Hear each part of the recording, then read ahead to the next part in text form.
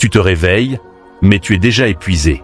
Ton corps se lève, mais ton esprit traîne comme un fardeau lourd à porter. Tu respires.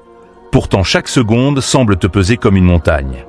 On t'a toujours dit que c'était normal, que c'était la vie, que tu devais juste faire avec. Mais je vais te révéler une vérité que personne ne t'a jamais dite. Ce n'est pas toi qui es faible. Ce n'est pas toi qui manque de volonté. Tu es prisonnier d'un système invisible, un système qui t'épuise lentement, qui ronge ta joie, qui vole ton énergie. Tu n'es pas seul dans cette lutte silencieuse. Et aujourd'hui, je vais t'expliquer pourquoi cette fatigue ne vient pas de toi, mais de ce monde qui t'entoure. Et surtout, comment tu peux commencer à reprendre ta vie en main. Alors reste avec moi. Ce message est pour toi. 1. La société invisible qui t'épuise. Tu regardes autour de toi et tout semble normal. Ton travail, tes messages, les objectifs que tu t'imposes chaque jour. Et pourtant, quelque chose en toi s'effondre. Un poids te serre la poitrine, une fatigue t'écrase dès le réveil. Et tu te demandes, est-ce que c'est ça, la vie? Mais ce que tu vis n'est pas une simple fatigue. C'est une fatigue de l'âme, provoquée par un modèle de société qui t'use de l'intérieur sans jamais se montrer frontalement. On ne te crie plus dessus. On ne t'interdit plus. Au contraire, on te félicite, on t'encourage. Tu peux réussir. Tu es libre. Tu peux tout accomplir, il suffit d'y croire. Mais ce discours, aussi séduisant soit-il, cache une exigence invisible. Celle de performer en permanence. Et quand tu ne réussis pas, quand tu te sens dépassé, tu crois que le problème vient de toi. Que tu n'es pas assez discipliné, pas assez motivé. C'est là que la manipulation devient claire. Tu n'as plus besoin d'un patron derrière toi. Tu es devenu ton propre surveillant. Chaque minute doit être rentable. Chaque geste utile. Même ton repos devient une stratégie d'optimisation. Même ton silence devient suspect. Et pire, tu ne sais plus où s'arrête le système et où tu commences. Tu vis avec l'idée que tu choisis librement, alors qu'en réalité, tu exécutes sans t'en rendre compte. Tu te dis peut-être que tu es faible, que tu es trop fragile. Mais la vérité, c'est que tu es en guerre contre toi-même. Et cette guerre ne vient pas de toi. Elle vient d'une société qui t'a appris que ta valeur dépend de ce que tu produis. 2.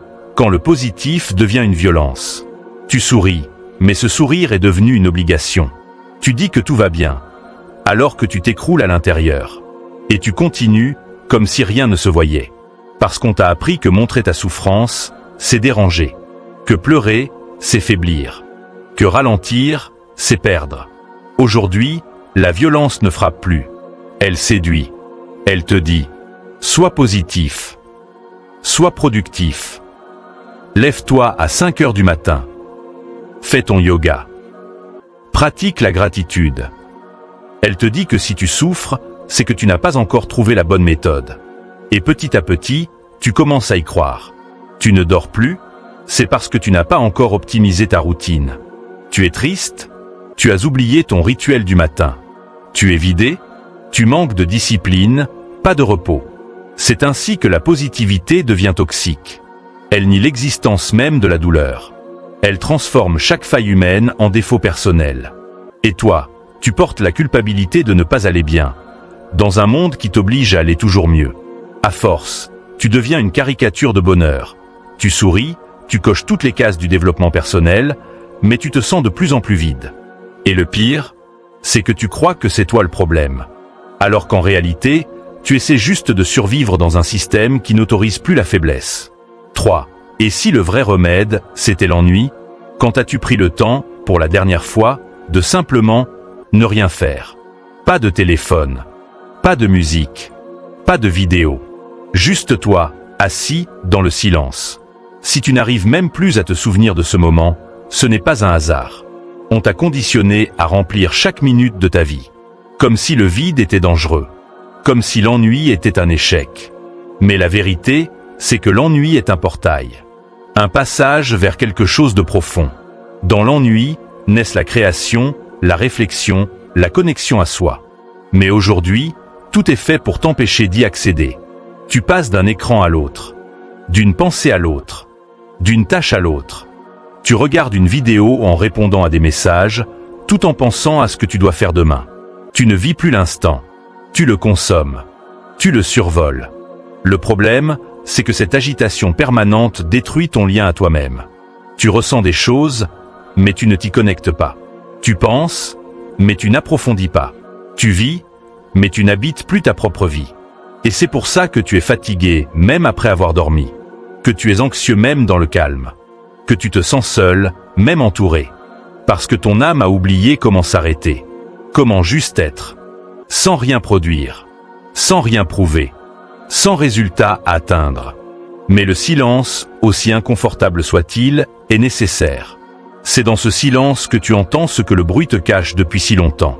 C'est dans le vide que tu redécouvres qui tu es, quand tu ne te forces plus à être quelqu'un. Si tu sens que quelque chose en toi a besoin de ce vide, de ce retour à l'essentiel, abonne-toi.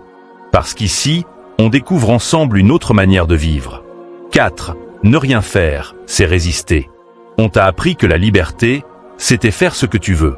Qu'il fallait toujours bouger, progresser, produire, atteindre. Mais si la vraie liberté, c'était justement de ne rien faire?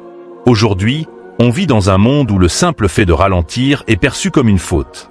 Ne pas répondre immédiatement à un message, ne pas vouloir participer à tous les projets, ne pas publier sur les réseaux, devient suspect.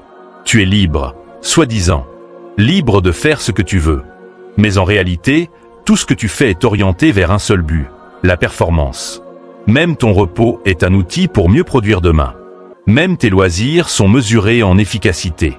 Alors, que se passe-t-il quand tu refuses de jouer ce jeu? Quand tu décides, un jour, de rien faire. De t'asseoir. D'écouter le silence. De laisser le monde tourner sans toi? Tu deviens un problème pour le système. Un grain de sable dans la machine. Tu arrêtes de courir.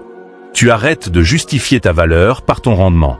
Et rien que ce choix est révolutionnaire. Dire non. Ne pas vouloir. Ne pas faire. Refuser la logique du « toujours plus ». Ce n'est pas de la paresse. Ce n'est pas un manque d'ambition. C'est un acte de résistance. Tu dis non à une société qui t'impose de toujours prouver que tu mérites d'exister. Tu dis non à l'exploitation que tu t'infliges à toi-même. Tu dis non pour pouvoir, enfin, te dire oui. Et ce n'est pas facile. Parce que tout te pousse à faire l'inverse. Mais dans ce non, il y a une puissance immense. Un retour à soi. Une reconquête de ton temps, de ton espace, de ton souffle. Un monde qui pousse chacun à s'user jusqu'à l'os. Et si tu t'écroules, ce n'est pas une preuve de fragilité. C'est la preuve que ton corps, ton cœur, ton âme refusent l'inacceptable. Tu n'as pas échoué. Tu t'es réveillé. Le burn-out que tu ressens, cette fatigue qui te ronge, ce sentiment de vide, ce n'est pas une anomalie. Ce n'est pas un bug. C'est une alarme. Un signal d'alerte envoyé par ton être tout entier. Tu ne manques pas de motivation. Tu es en surcharge de pression. Tu ne manques pas de discipline. Tu es épuisé d'avoir toujours dû prouver ta valeur. Tu ne manques pas de courage. Tu as juste porté trop longtemps. Et cette fatigue, cette crise existentielle, ce mal-être silencieux, ce n'est pas juste personnel. C'est collectif. Tu es loin d'être seul. Des milliers, des millions de personnes ressentent exactement ce que tu ressens. Mais elles n'osent pas le dire. Elles ont honte. Elles se blâment. Elles pensent qu'elles devraient juste être plus fortes. Mais toi, maintenant, tu sais. Ce que tu ressens n'est pas une faiblesse. C'est une réaction humaine dans un système inhumain. Alors ne te juge plus. Ne te force plus. Ne te maltraite plus. Regarde-toi avec compassion. Écoute ce que ton corps et ton esprit essaient de te dire depuis si longtemps. Tu n'es pas seul dans ce combat. Ce que tu ressens, cette fatigue qui dépasse le simple épuisement, ce poids invisible qui pèse sur ton cœur, ce n'est pas un signe de faiblesse, mais un appel à changer. Un appel à reprendre le contrôle de ta vie, loin des dictats de la performance et du toujours plus. Aujourd'hui, tu as le pouvoir de dire stop. Le pouvoir de choisir la douceur plutôt que la pression. Le pouvoir de te respecter, même quand le monde te pousse à aller plus vite. Ce chemin vers la liberté ne sera pas toujours facile. Mais il commence par un pas simple. T'autoriser à être, à ralentir, à te reconnecter à toi-même. À écouter ce silence intérieur qui sait déjà la vérité. Souviens-toi que ta valeur ne se mesure pas à ta productivité. Elle est là, simplement parce que tu existes. Alors, si ce message t'a touché, si tu sens que ce combat résonne en toi, ne reste pas dans l'ombre. Partage ton histoire, commente, Abonne-toi à cette communauté qui choisit la vérité et la liberté. Ensemble, nous pouvons reprendre notre souffle. Parce que tu n'es pas faible. Tu es lucide. Et cette lucidité est ta force la plus puissante.